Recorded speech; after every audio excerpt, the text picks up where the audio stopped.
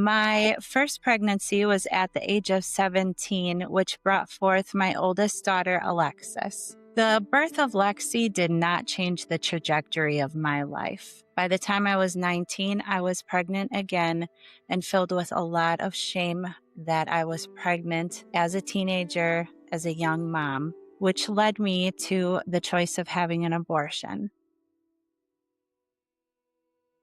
I vividly remember the nurse at the abortion clinic wiping the tears from my cheeks as they took my unborn child from my womb. While he was wiping the tears from my cheeks, he told me, "Everything's going to be okay."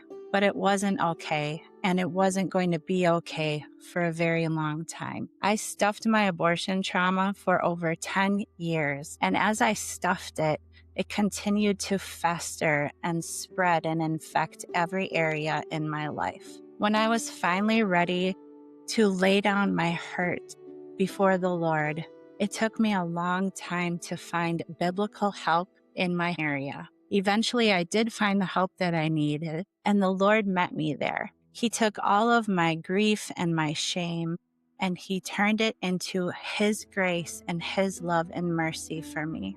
It's because of that struggle that I had to find help that I am now an advocate for men and women who suffer in silence because of their abortion regret.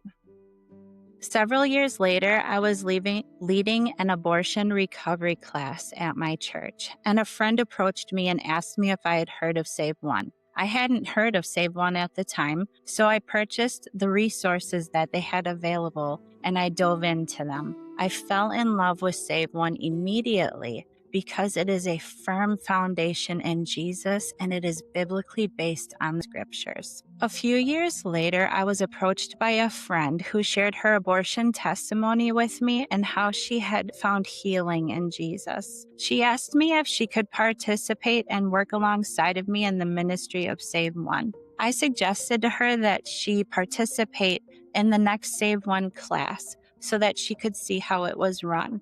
Around the middle of that class, my friend came to me and confided that she had thought that she was fully free in her abortion. However, she was finding that much of the material that was brought up in SaveOne was something that she had not processed or dealt with. By the end of the class, she was truly set free. She was able to share her abortion testimony publicly, and now she is the co-leader of the SaveOne chapter with me.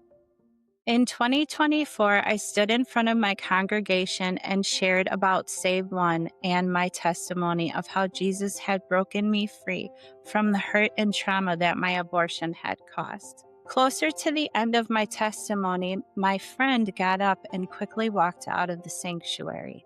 As I finished, I left the sanctuary and followed her out.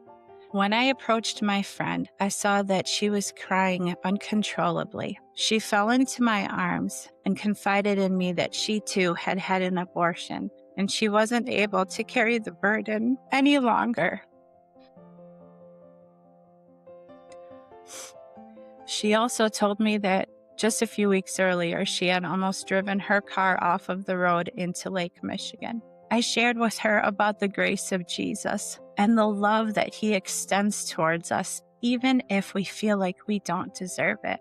Within the next 2 weeks, she was sitting in a SaveOne class. By the end of the class, I had seen her fully bloom and walk in the freedom that the Lord had given her. She is now walking in her calling and is okay with sharing her testimony with other people. She's even advocating for our SaveOne chapter at other churches when she goes. She shares what SaveOne has done for her.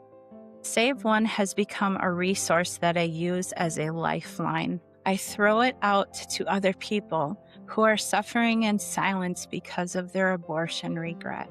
And as they grab onto that lifeline, and they pull in, they're actually not pulling themselves closer to me, but they're pulling themselves closer to the arms of Jesus, who is waiting there to rescue them from that hurt and pain and shame and to replace it with grace and love. I'm Hannah Sanders, and I'm a truth teller.